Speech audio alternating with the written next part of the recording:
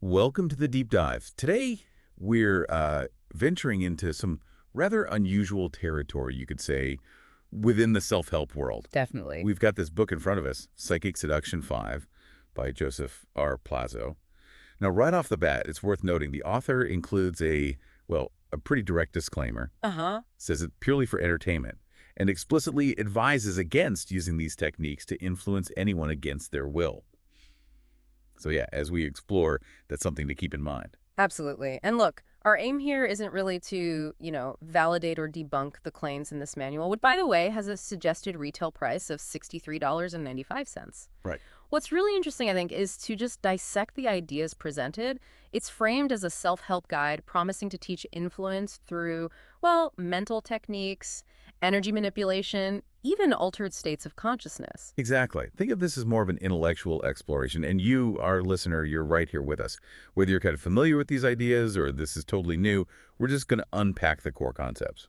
Yeah, try to understand the mechanisms they propose, however uh, unconventional they might seem. And we'll look at the various techniques in the book. We'll try to keep the jargon, Yeah. to a minimum, keep it clear. Okay, so let's start with the preface and introduction. The book's whole premise, really, is that these mental powers exist. Powers for seduction and, well, control. And the author suggests some people just naturally have these abilities. That's the idea put forward, yes. Okay, so let's unpack this a bit. Mm. According to the book, why isn't this knowledge more, out there? Well, Plaza suggests a few things. The secrecy of occult groups, maybe expensive courses that teach this stuff, religious interpretations kind of shrouding it. And just general skepticism, right? Eh, Towards things you can't easily measure. Exactly. Societal skepticism towards the intangible. It does make you think about that human desire to understand or maybe dismiss things we can't easily pin down. What strikes me is the emphasis right from the start on the power of the mind. Oh, absolutely. It points out how thoughts tangibly shape our world. Bridges, buildings, they all started as ideas, as thoughts. Right. So the book argues that becoming conscious of this, developing concentration, mastering visualization, these are like the fundamental first steps. And then there's this concept of hidden frequencies introduced early on. Yeah, and the analogies are quite relatable, actually, like smelling an aroma without seeing molecules or radio waves being all around us unseen. Or sound vibrations. Right. And he extends that to say our minds also emit invisible frequencies. It hints at this whole layer of interaction beyond our normal senses. So within the book's framework, seduction and mental influence are just small applications of this bigger mind power potential. Pretty much. The stated ultimate aim is to teach influence without words or gestures, purely through telepathy. Which taps into that whole fascination with mind-to-mind communication, doesn't it? It really does. The structure sounds interesting, too. Very practical, focused on techniques, not getting bogged down in theory. That's what it promises. And it even mentions these rating scales for effectiveness and ethical considerations, apparently based on feedback from over 430 users back in June 2001. Wow, okay. Like early crowdsourcing for psychic techniques. Kind of, yeah. And there's this recurring theme, too, about using the power wisely. And interestingly, the concept of karma comes up. So actions have consequences, even in this framework. That's the implication. Adds a layer of, purported accountability despite the entertainment disclaimer. All right, good groundwork. Let's move into Chapter 1 then. Energy is all around us. This seems to build on those unseen forces. It does, uses examples like TV signals, electricity, and it's interesting, the author kind of acknowledges that even science doesn't fully get electricity's true nature. Suggesting an openness to other kinds of energy, maybe less conventional ones. Exactly. And that leads to the introduction of a life force. Ah, the Orgone prana key thing. Right, those terms. The book says this energy is everywhere, and crucially, it can be influenced by our minds. It's presented as the basic stuff our thoughts shape, and so shape reality. You see echoes of that in lots of traditions, that vital energy idea. You do. And the chapter then explores how our thoughts hit this energy and then our lives. Suggests events are partly what we consciously allow. And visualization pops up again. Big surprise there in self-help. Not really, no. But it's framed here as the tool. The book even positions magic or rituals as ways to concentrate this energy via thought, to get specific outcomes. And positive thinking is just like the basic version of that. Essentially, yeah. Harnessing positive energy for results. It suggests this continuum from everyday thinking to more esoteric stuff. And the visualization isn't just seeing, right? It's more intense. Much more. Really stresses seeing goals in the mind's eye, but also feeling, touching, even smelling the scene, engaging all the senses to amplify it. And that clarity is key for the mind seduction part. The more real it feels mentally. The more impact it supposedly has on the target. This chapter really lays the groundwork. Your internal mental world directly impacts the external, physical, interpersonal world. That's the core belief here. Okay, so chapter 2, lowering brain frequencies to get in sync. Sounds like we're shifting from universal energy to our own brain waves. Precisely. It starts by describing the brain as a receiver and emitter of electrical impulses.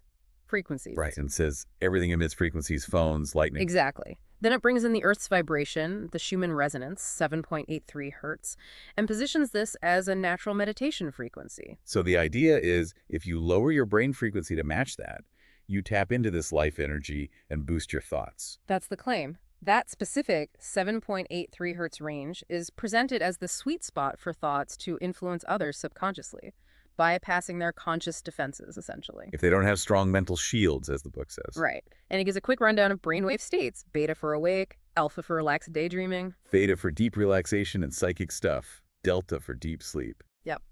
And it flags alpha and especially theta as the prime states for these mind power exercises, which, generally aligns with how those states are understood. So why lower your brainwaves, according to the book? 3 reasons. Yeah. 1, tune into the Earth's field for energy. 2, increase your mind power. And 3, slow down the body to focus on the techniques. Okay, makes sense within their logic. So how do they suggest we actually do this lowering? There are 3 techniques with trademark symbols. Yes, these proprietary sounding names. First is the brainwaves entrainment technique. Okay. This suggests using a specific audio file, a preset called DeepMind 3.4, with software called Brainwave Generator, apparently accessible via their website back then. And this uses binaural beats tuned to the Schumann resonance. That's the idea. To get you into theta in about 5 minutes, protocol is basically lying down, lights off, slow breathing. And it lists potential side effects framed as benefits. Less sleep needed, more energy, creativity boosts. That's what it claims. Even suggests regular use could permanently condition your mind towards theta, which, raises questions. Definitely. What's the second one? The corrector technique. The corrector technique, yes. Yeah. Focuses on the frontal brain area, which the book calls the corrector. Right. Method involves putting your palm on your forehead and visualizing that area cooling down, turning to ice, supposedly constricts blood vessels, lowers brain waves. Aiming for that quiet mind state, theta level. Relies heavily on visualization influencing the body. Very much so. And the third is the color entrainment technique. Good for visual people, apparently. That's the rainbow one. Yeah, visualizing colors sequentially, red to violet while lying down. Then imagining descending a 21-step staircase. To a special place, your mental sanctuary for meditation, energy absorption, and later, the seduction techniques. Exactly, kind of building this personal mental retreat. Common element in meditation, that idea. So 3 quite distinct methods offered to get into these altered states needed for what comes next. That's right. A fairly detailed set of instructions, however you view the mechanisms behind them. Okay, so we've hypothetically lowered our brainwaves, found our special place. Now chapter 3, basic mind seduction, the visualization method. Correct. And the book reiterates this special place is ideal because it's, supposedly infused with energy and vibrating, right? And the core method is just vividly imagining the target person there with you. Pretty much. But the detail is key. Engage all senses. See them, smell them, feel their presence in your mind. And the principal basic psychic seduction is, well, quite direct. It is. You mentally undress and seduce this imagined person. The idea is this creates arousal in the real person, who then unconsciously links those feelings to you. Wow, okay. And the visualization needs to be comprehensive, dynamic. Yes, not just picturing touch, but feeling the sensations. It gets quite specific, especially for female targets, focusing on genital areas, aiming for a real physical response and attraction. The level of detail is stunning. It is. And then there's dynamic visioning, seeing their pleasure, hearing gasps, feeling skin. This mental enactment is believed to compel similar real-world behavior. Suggests about 20 minutes per session. Right. And then this very important note. Ah, yes. Crucial, apparently. You must not get personally aroused during this. What is that? The book says if your heart rate goes up, your brainwaves shift out of theta, you break the psychic connection. Game over for the seduction attempt. So stay detached, clinical, like a doctor. That's the advice. Maintain a clinical disposition. Requires focus without getting emotionally caught up, it seems. Which is, yeah, specific. But then the effectiveness rating. This is the surprising part. Very low effectiveness reported for this method, only 2%, based on user feedback. 2%. Really? After all that buildup? I know. It's described as a foundational mother technique from the past, but basically not recommended for practical use now. Maybe mine's evolved, the book suggests. Interesting admission. Almost like, okay, that was the old way, didn't really work, let's move on. Exactly.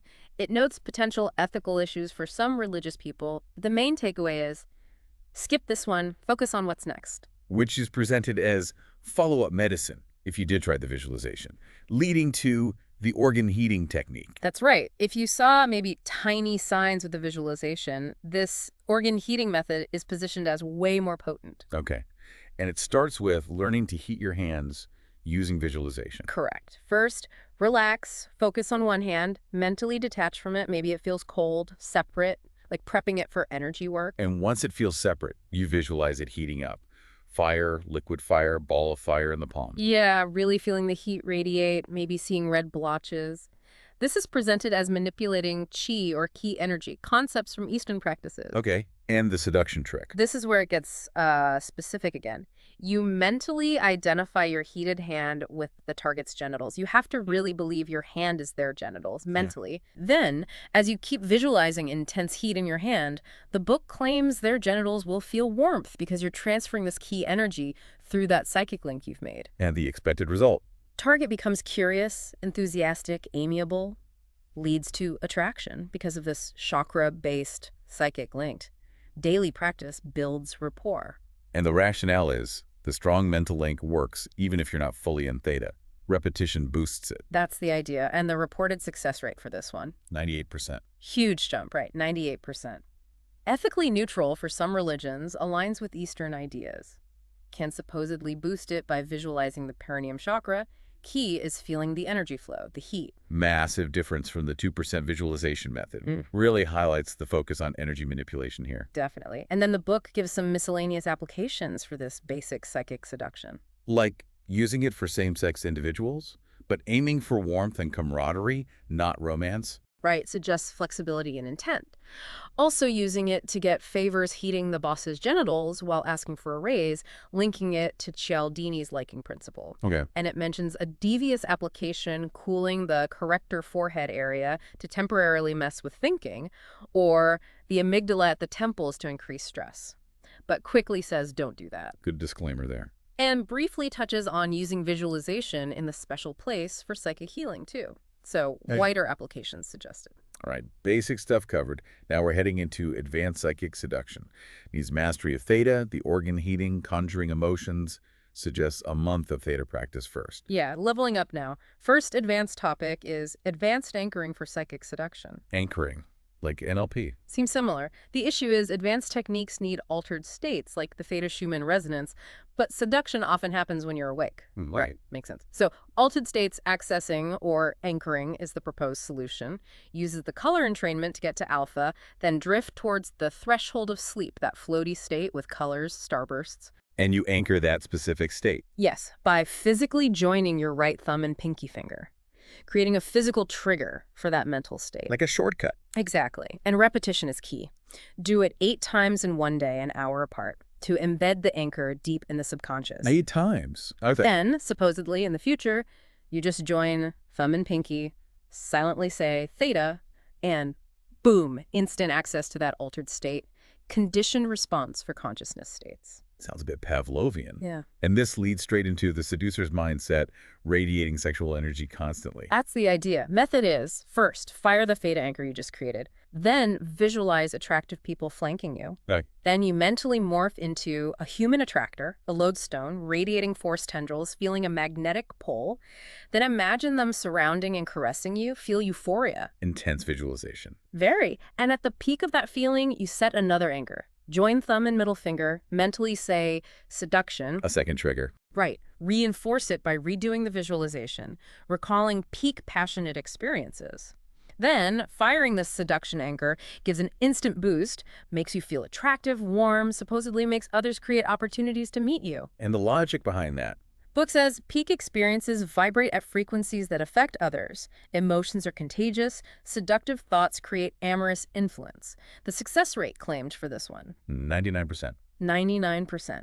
Plus, positive side effects on mood and personality. Very high claim for this mindset technique. Wow. Okay. Moving deeper with advanced subliminal power. Thoughts shaping reality, but also altering others' thoughts, needing energy. Uh-huh.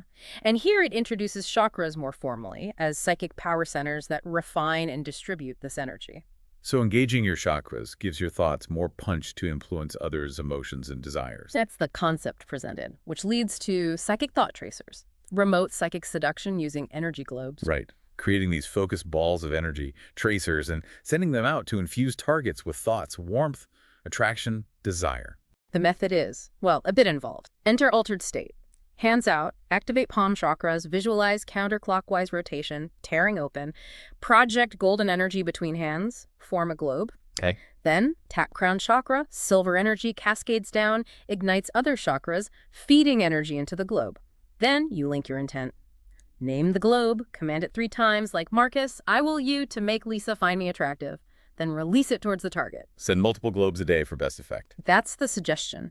Success rate reported here is more mixed, though. 70% mild to successful seduction. Some saw it as softening targets for the organ heating method. Others found it weak. Energy color variations might matter, too. More variables. Now, the ultimate seduction. Bold name.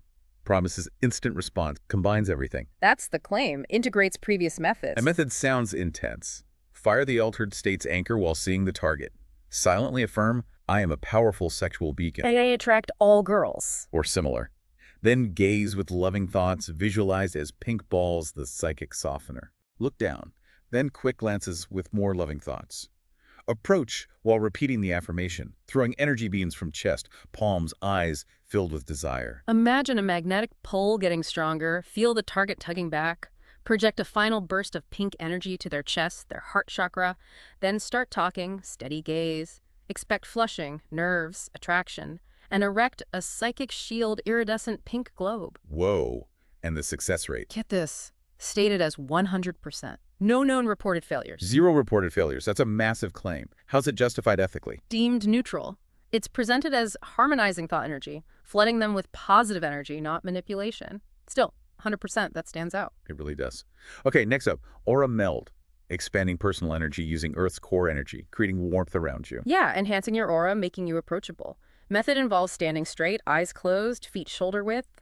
Become aware of Earth's core energy, maybe a tingling. Visualize a green-purple energy conduit flowing up to your crown. Simultaneously, silver-yellow sun rays flow down, mingling. Aura expand about 7 feet. Okay. Then command these energies to solidify into a whirling rainbow cylinder. Inner part spins counterclockwise, outer clockwise.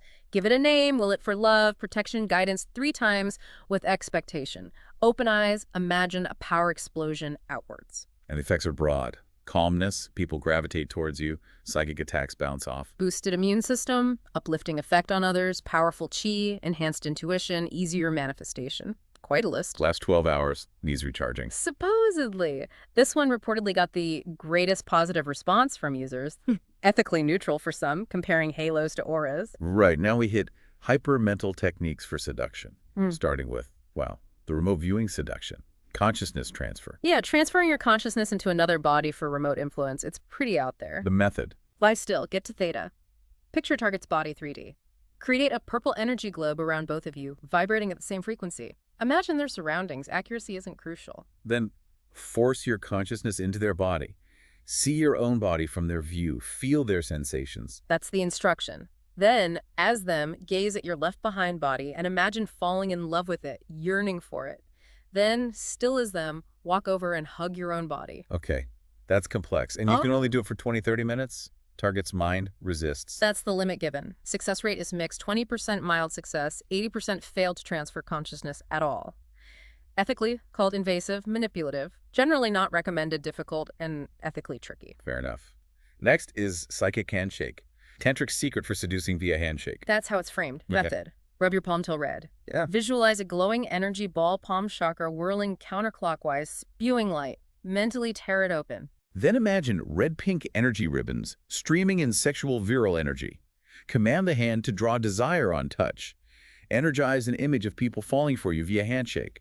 Lock it in with blue light cylinders. So your palm supposedly creates this sexual energy field on contact. Reported 80% success rate, ethically neutral for some. Powerful combo with Meld, apparently. Then the magic candle spell. Temporary bursts of desire. Yeah, using an energy-charged candle, hold a pink candle to your forehead. Absorb red-tinged earth energy into it. Believe it's the target's sex chakra. Visualize the candle tip as clitoris penis. Breathe on it. Yeah. Sprinkle wick with kerosene. That's specific. Kerosene, yes. Light it. Picture target's sex chakra exploding with energy or the candle tip engorge and exploding. Maintain calm disposition.